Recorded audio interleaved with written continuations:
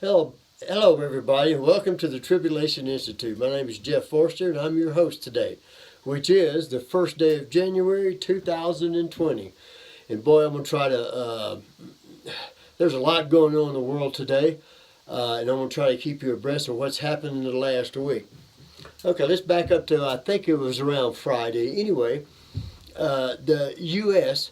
fired some missiles, Israel did as well, but U.S. fired some missiles into Syria and fired some missiles into Iraq in retaliation of one of our servicemen being killed over there in Iraq.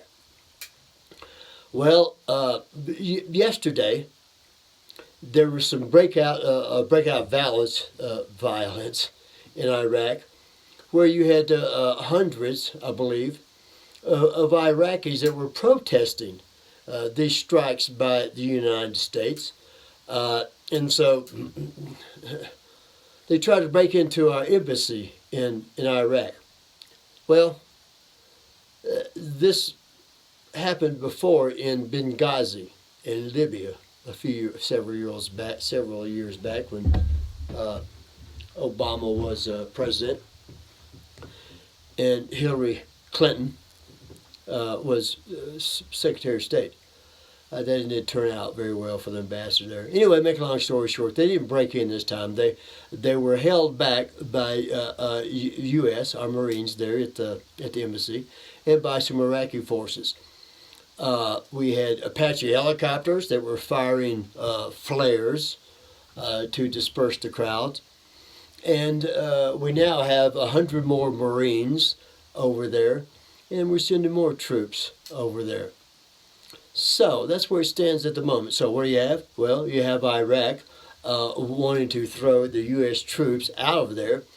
Our president just said yesterday and today, you're going to protect our troops, you're going to protect our assets, you're going to protect our embassy over in Iraq, or else.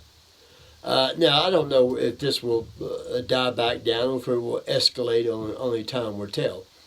But nevertheless, and we attacked those places, of course, because our intelligence said that Iran was behind not only this, but behind the killing of one of our servicemen last week. So things are heating up in the Middle East, especially concerning Iraq and Syria, of which, like I said, both Israel and the United States attacked some targets and killed Iranian assets in Syria and Iraq. That's just the beginning of it, folks.